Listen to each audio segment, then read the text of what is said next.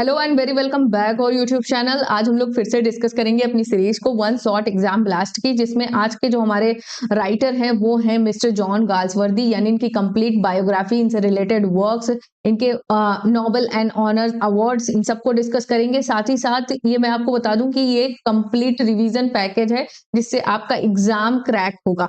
Okay, तो ये basically जो क्लास है ये सेंटर्ड है हमारा जो यूपीटीजीटी का मई में एग्जाम होने वाला है उन एस्पिरेंट के लिए, एज वेल एज जहां भी इंग्लिश लिटरेचर पूछा जाता है वहां पे ये आपको राइटर्स मिलेंगे ही। इससे पहले मैंने इसी सीरीज में शेक्सपियर को डिस्कस किया है, वर्ड्सवर्थ को डिस्कस किया है, मिल्टन को डिस्कस किया है, यानी कंप्लीट एक ही वीडियो में आपको उनसे रिलेटेड जितनी भी चीजें हैं वो आपको मिल जाएंगी। तो अगर नहीं देखा है तो उसका डिस्क्रिप्शन में लिंक मिल जाएगा, आप जरूर देखिएगा और इस सीरीज को एक पैटर्न में फॉलो कीजिए, अपने नोट्स बनाइए। और पीडीएफ के लिए अगर आपको पीडीएफ चाहिए तो आप टेलीग्राम को ज्वाइन कर सकते हैं। तो चलिए स्टार्ट करते हैं आज का हमारा important session with very warm welcome. So first हमारी स्लाइड है जिसमें हम देखेंगे कि जॉन गाल्सवर्दी हैं, जो इनका जन्म कब हुआ था। तो 14 अगस्त 1867 को इनके फैमिली हाउस पार्क फील्ड में, जो कि अब जॉन गाल्सवर्दी हाउस के नाम से जाना जाता है, जो कि किंगस्टन हिल सरे में है। ठीक है, तो ये 3-4 नाम आपको याद रखना है कि पार्क फील्ड में, किंगस्टन हिल सरे में इनका जन्म हुआ था। He was the second child and eldest son of 4 children, यानी कि इनके फादर के 4 बच्चे थे, जिसमें सेकंड नंबर पे कौन थे? जॉन गाल्सवर्दी थे। इनके फादर का नाम था जॉन गाल्सवर्दी ही इनका फादर का नाम था, और इनकी मदर का नाम था ब्लैंकी बेले। ये इनका हाउस है जॉन गाल्सवर्दी का। तो इस हाउस से आप देख सकते हैं कि जॉन गाल्सवर्दी इसीलिए बोला जाता है बॉर्न विद सिल्वर स्पून, यानी कि अच्छे घराने में पैदा हुए थे, इसलिए इनको चीजें अच्छी ज्यादा आसानी से मिल गई, ऐसा इनके जो क्रिटिक्स हैं वो कहते हैं। अब एजुकेशन जो है इनकी कैसे स्टार्ट होती, तो एक गवर्नेंस जो थी की वजह से इनको 9 इयर्स के जब तक थे तब तक इनकी एजुकेशन हुई। देन उसके बाद ये 1876 में अपने ही मतलब नेटिव प्लेस में एक प्री प्राइमरी स्कूल था, वहां पे इन्होंने एंटर किया, सौगीन। और उसके बाद सौगीन से ये लेफ्ट करते हैं 1881 में, और यहाँ से हमारी एजुकेशन जो एग्जाम में पूछी जाती है वो है हैरो स्कूल। तो 1881 में ये हैरो स्कूल के लिए जाते हैं, वहां पे ये क्या बनते हैं? एक स्पोर्ट्स जो टीम होती है उसके कैप्टन बनते हैं। तो उस स्पोर्ट का नाम क्या था? तो फुटबॉल था। तो आपसे एग्जाम में पूछ सकते हैं कि जॉन गाल्सवर्दी किस स्पोर्ट्स से ये कनेक्टेड है? तो फुटबॉल टीम के ये कैप्टन थे। किस हाउस से? तो हाउस 11 से। क्लियर? इनके कंटेम्परेरी ने इनको डिस्क्राइब किया है, one of the best football player and runner they have ever been at Harrow, a beautiful dribbler and full of pluck. तो इसका क्या मतलब? ये आपको बेसिकली ये भी नहीं पूछा जाएगा कि गाल्सवर्दी कहाँ से एसोसिएटेड है, आपको ये कोट दे दिया जाएगा और आपसे पूछेगा कि ये किससे मतलब रिलेटेड है ये कोट। तो आपको यहाँ पे 2-3 की चीजें देखना है कि पहले तो आपको फुटबॉल प्लेयर, ठीक है, पहला, और हैरो स्कूल। तो आपके यूपीटीजीटी में 4 राइटर हैं, चारों में से कौन यहाँ से बिलोंग करता है? तो आप तुरंत टैकल कर पाएंगे कि वो जॉन गाल्सवर्दी ही है। क्लियर? अब एजुकेशन के बारे में इन्होंने आगे फिर कहा है कि डेविड हॉलोवे ने कमेंट किया है, इनके जो बायोग्राफर हैं, कि नो वन एट स्कूल, इन्होंने इन्होंने प्रशंसा किया है यहाँ पे गाल्सवर्दी की। No one at school I am sure detected him sign of the future greatest. यहाँ से देखिए, a very nice fellow without much push, the best dressed boy in school, with more than ordinary athletic and artistic gift, but never likely to make a stir in the world। तो इनके David Holloway जो थे, इनके biographer थे, उन्होंने ये चीज बोली थी जब वो हैरो स्कूल में थे। अब आगे इनकी एजुकेशन को और कंटिन्यू करेंगे। तो हैरो स्कूल में पढ़ने के बाद गाल्सवर्दी जो हैं ये लॉ पढ़ने के लिए, क्योंकि इनके फादर की बहुत ज्यादा इच्छा थी कि जो गाल्सवर्दी हैं वो लीगल प्रोफेशन में जाएं, क्योंकि इनके फादर खुद भी एक सॉलिसिटर थे। तो इन्होंने जो ऑक्सफोर्ड, न्यू कॉलेज ऑक्सफोर्ड में है, तो वहां पे एंट्रेंस दिया, मैट्रिकुलेटिंग एक एंट्रेंस एग्जाम होता है वहां पे एंटर करने के लिए। 1886 में ये एंटर करते हैं न्यू कॉलेज ऑक्सफोर्ड में। उसके बाद क्या होता है, ये यहीं पे ऑक्सफोर्ड यूनिवर्सिटी ड्रामेटिक सोसाइटी को ज्वाइन करते हैं, और यहाँ पे ये बहुत सारे जो प्रोडक्शन है उनमें एक्ट करते हैं। वहीं पे इनको एक फेलो परफॉर्मर जो होती है इनके साथ ही काम कर रही होती है, तो उसके साथ इनको प्यार हो जाता है, जिसका नाम होता है सिविल कार्लाइसल। सिबिल कार्लाइसल, इससे इनको प्यार हो जाता है और इस तरीके से इनका ये टाइम चलता है वहां पे। उसके बाद इनका जो वहां टाइम एंड होता है वो सेकंड क्लास ऑनर डिग्री इनको मिली थी लॉ में 1889 में ऑक्सफोर्ड से। ठीक है, तो ये चीज ध्यान रखिएगा। अब बैरिस्टर बनेंगे और इन्होंने बहुत जगह ट्रैवल किया, क्योंकि मोस्ट ऑफ टीजीटी में जितने भी आप राइटर्स का देखिए तो पैटर्न देखिए, सब मतलब पढ़ाई करने के बाद ट्रैवलिंग करने के लिए निकल गए। तो जॉन गाल्सवर्दी के साथ भी यही चीजें हुई।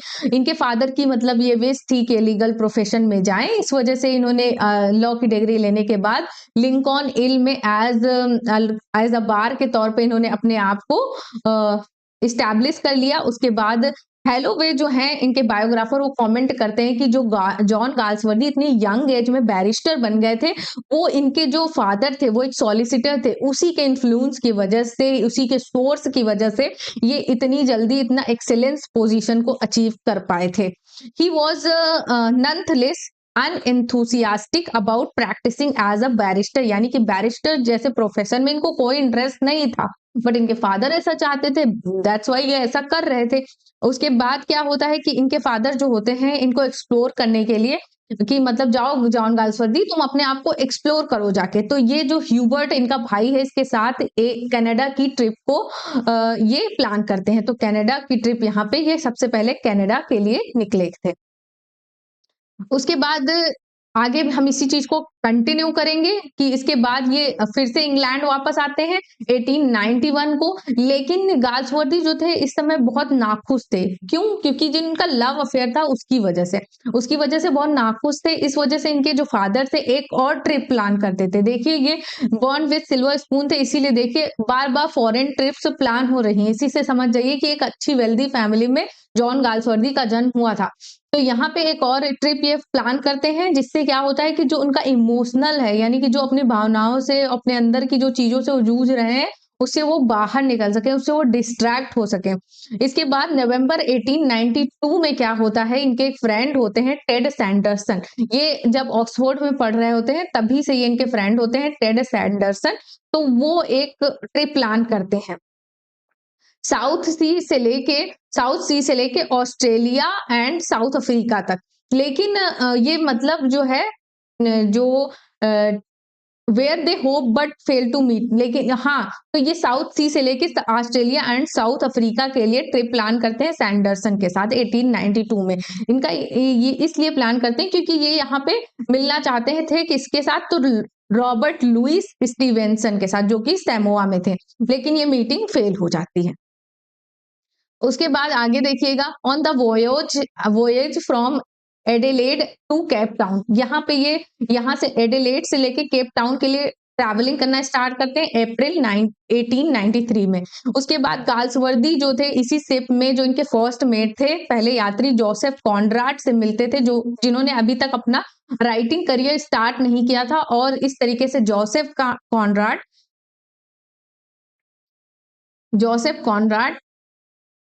एंड जो जॉन गाल्सवर्दी हैं, ये इस तरीके से पहली इनकी लिटरेरी फ्रेंडशिप थी किसी से।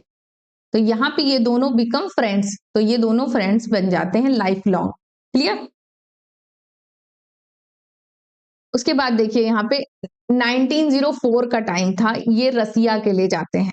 गाल्सवर्दी रसिया के लिए ट्रेवल करते हैं क्योंकि वहां पे इनके फादर का फाइनेंशियल इंटरेस्ट था, इस वजह से। लेकिन जब वापस आने से पहले ये तय कर लेते हैं कि मैं जो अपना जो ये लॉ का करियर है, बैरिस्टर का करियर है, इसको रेज्यूम कर दूंगा, यानी कि अब हम इसमें नहीं वो करेंगे, यानी इंटरेस्ट ही नहीं था। उसके बाद he remained unenthusiastic about working as a lawyer. तो ये जो कोट है ये आग एग्जाम में बहुत पूछी जाती है। जॉन गाल्सवर्दी ने खुद कहा है, I read in various chamber, यानी कि मैंने बहुत सारे चैम्बर्स में जाके पढ़ाई किया, practice almost not at all, यानी कि and dislike my profession thoroughly, यानी कि मैंने बहुत सारा प्रैक्टिस भी किया, सब कुछ किया, लेकिन मैंने ये महसूस किया कि मैं अपने प्रोफेशन को बिल्कुल लाइक ही नहीं करता।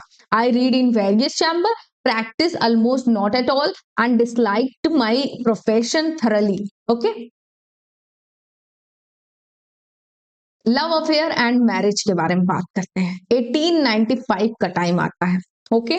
गाल्सवर्दी जो थे ये मतलब अपने कजिन आर्थर गाल्सवर्दी की वाइफ थी, जिनका नाम क्या था, एडा, जिनका नाम था एडा गाल्सवर्दी, जो कि मैरिड थी आर्थर गाल्सवर्दी के साथ। उनके साथ 1891 में 1895 में इनका अफेयर स्टार्ट हो जाता है। 1895 में इनका अफेयर स्टार्ट हो जाता है और एडा मैरिज करती है इनके कजिन से, जिनका नाम होता है आर्थर गाल्सवर्दी, 1891 में। ठीक है, यानी कि मैं यहाँ पे मेंशन कर देती हूँ, एडा मैरिज करती है इनके कजिन से 1891 में। ठीक है, आर्थर से कजिन होता है इनका। ठीक है, उसके बाद वर्ड्स जो जॉन गाल्सवर्दी हैं, ये इनको इनसे लव अफेयर इनका स्टार्ट होता है 1895 में, यानी कि लाइक करना स्टार्ट कर देते हैं। एडा जो होती है ये इनकरेज करती है, यानी कि यही वो लेडी थी जो उनको इनकरेज करती है कि तुम राइटर बनो।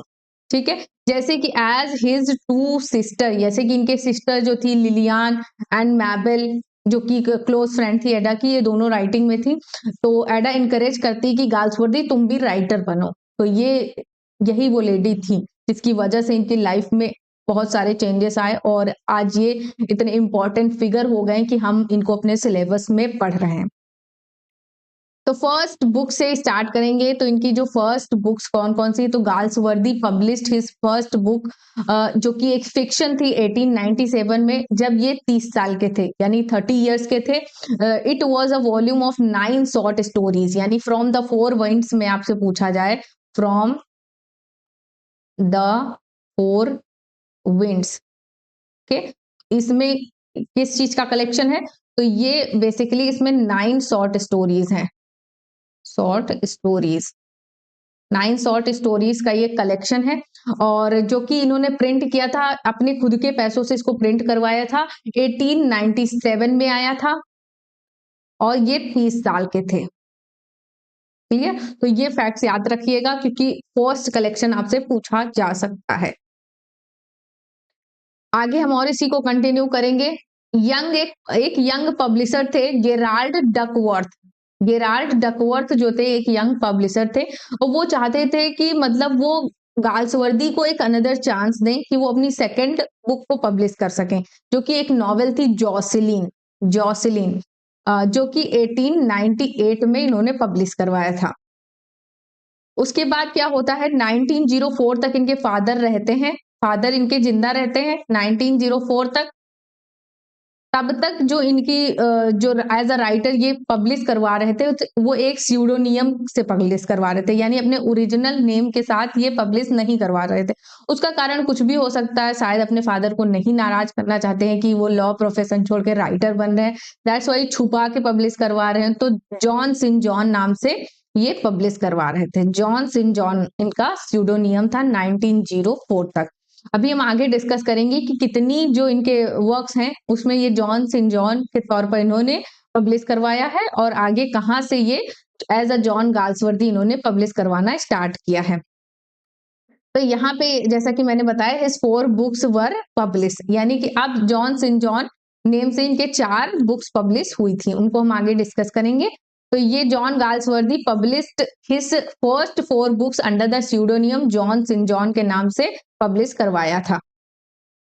तो फर्स्ट बुक थी ये फ्रॉम द फोर विंड्स, जो कि एक कलेक्शन था 9 शॉर्ट स्टोरीज का, 1897 में आया था, अपने खुद के एक्सपेंस से, यानी कि खुद के पैसों से इन्होंने पब्लिश करवाया था। उसके बाद जॉसिलीन था, जॉसिलीन एक नॉवेल थी जो कि 1898 में पब्लिश हुई थी। विला रूबीन एक नॉवेल थी जो कि 1900 में पब्लिश हुई थी। उसके बाद द आइसलैंड फेरिसिस जो कि 1904 में पब्लिश हुई थी और 1904 में ही इनके फादर की डेथ हो जाती है।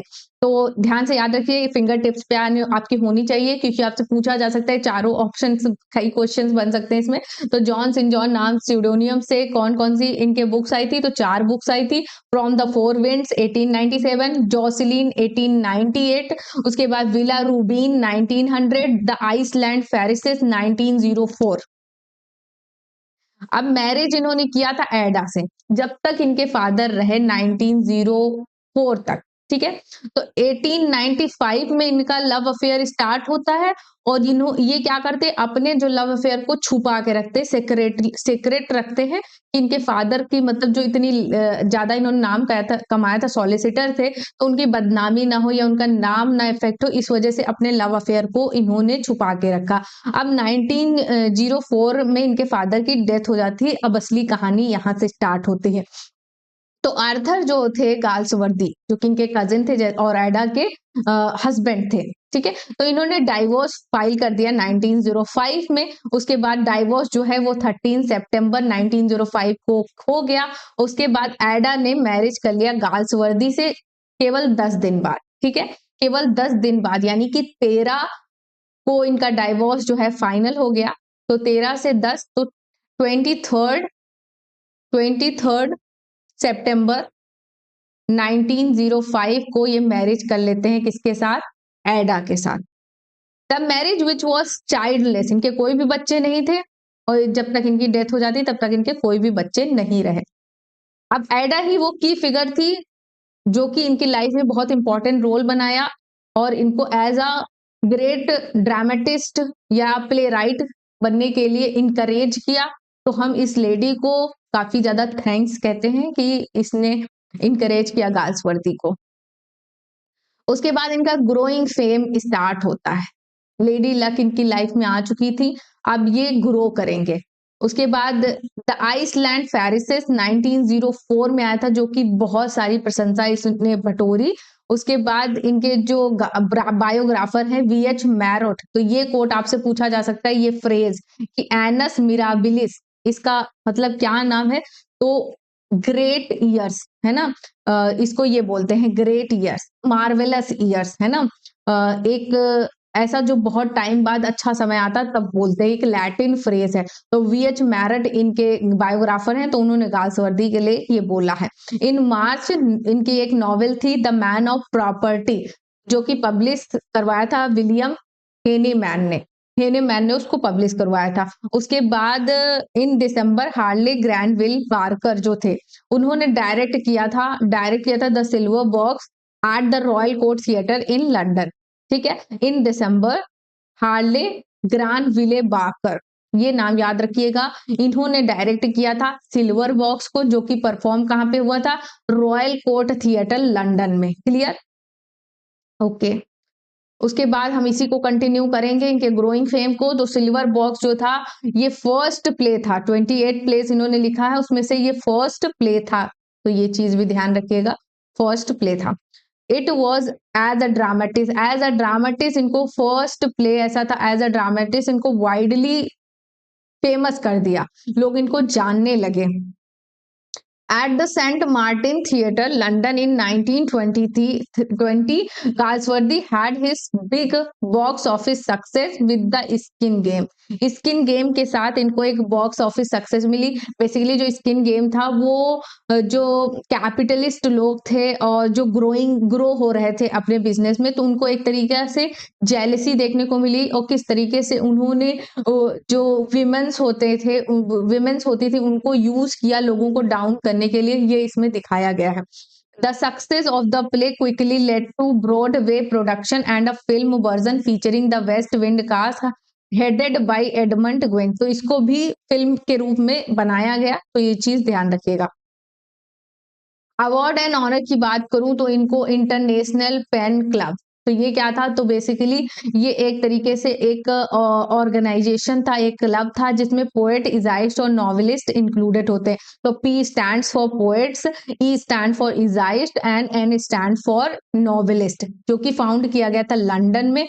और गाल्सवर्दी जो थे इसके प्रेसिडेंट थे, जो कि इन्होंने अपनी पूरी लाइफ भर इसको निभाया था, प्रेसिडेंट्स की पोजीशन को। तो आगे हम पढ़ेंगे। तो अब 1929 में क्या होता है, गाल्सवर्दी को ऑफर किया जाता है ऑर्डर ऑफ मेरिट, जो कि नाइटहुड की जो उपाधि है उससे कहीं जाता था, बट इसमें मतलब कोई आपको लीगल मतलब टैग नहीं मिलता था, कोई वो नहीं मिलता था, लेकिन ये नाइटहुड की उपाधि से ज्यादा था। इट कन्फर्म्स नो टाइटल, इसमें आपको कोई टाइटल नहीं मिलता था। ऑर्डर ऑफ मेरिट कोई टाइटल नहीं, लेकिन नाइटहुड अगर मिलता है तो वो टाइटल लग जाता है। बट ये उससे बड़ी उपाधि थी। गाल्सवर्दी इसको एक्सेप्ट करते हैं किसके साथ? तो ये अवार्ड इन्होंने पोएट लॉरिएट रॉबर्ट ब्रिज के साथ ये अवार्ड इनको मिला था 1929 में। उसके बाद हम इसी को कंटिन्यू करेंगे। Over the following 3 years he received honorary degree from 5 universities. इनको 5 यूनिवर्सिटी से ऑनरेरी डिग्री मिली थी। ऑक्सफोर्ड उसमें से एक है। उसके बाद ऑक्सफोर्ड में इन्होंने एक डिलीवर किया था 1931 में romances lecture taking as his subject Shakespeare and spiritual life, इस नाम से एक टाइटल था इनका सब्जेक्ट का। और ये इन्होंने ऑक्सफोर्ड 1931 में रोमांसेस लेक्चर्स दिए थे। उसके बाद 1932 में इनको नोबेल प्राइज मिला था लिटरेचर में। उसके बाद इनकी जो डेथ हो गई थी वो 31 जनवरी 1933 को, जब ये 65 साल के थे तब इनकी डेथ हो गई थी।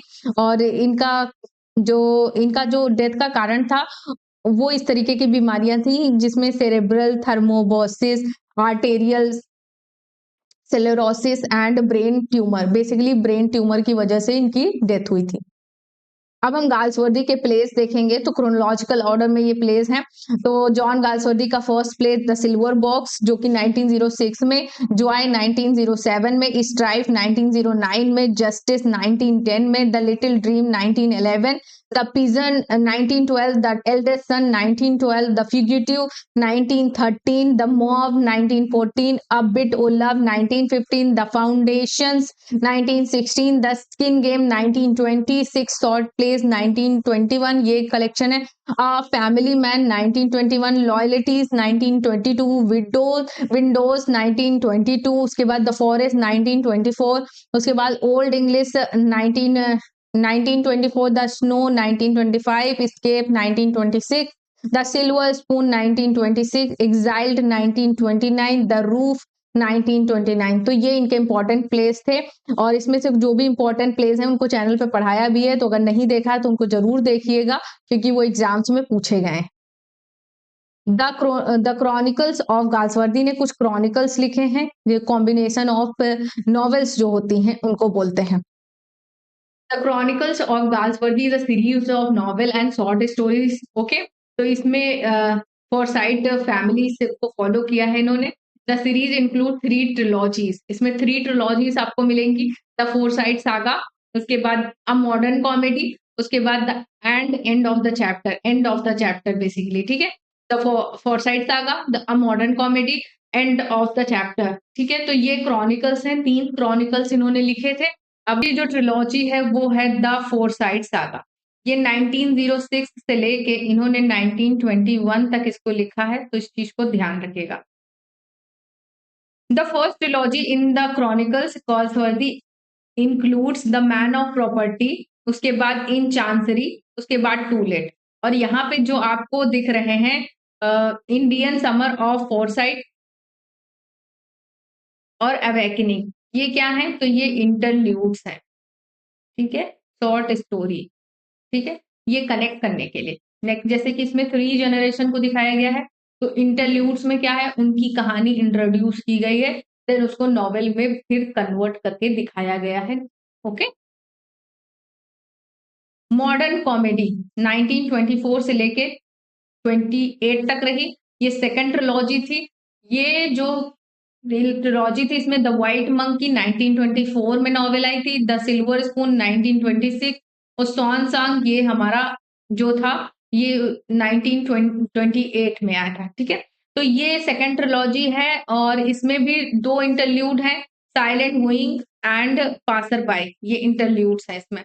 ओके, तो बेसिकली इनके 2 जो क्रॉनिकल्स थे उसी में इंटरल्यूड से, जो थर्ड वन है उसमें इंटरल्यूड नहीं है, जो कि जिसका नाम है end of the chapter. End of the chapter third final trilogy थी जो कि क्रॉनिकल्स इन्होंने लिखे थे, made in waiting, flowering wildness and one more river. Made in waiting, flowering wildness, one more river, तो ये एंड ऑफ द चैप्टर की novels है। तो यहाँ पे हमारा इंपॉर्टेंट सेशन कंप्लीट होता है। होप गाइस आपको गाल्सवर्दी से रिलेटेड कोई भी इंफॉर्मेशन यहाँ पे छूटी नहीं होगी, सारी चीजें इंक्लूडेड एक जगह पे मिली होंगी और ये सेशन आपको यूजफुल लगा हो तो आप चैनल पे अगर नए हैं तो उसको सब्सक्राइब जरूर कर ले।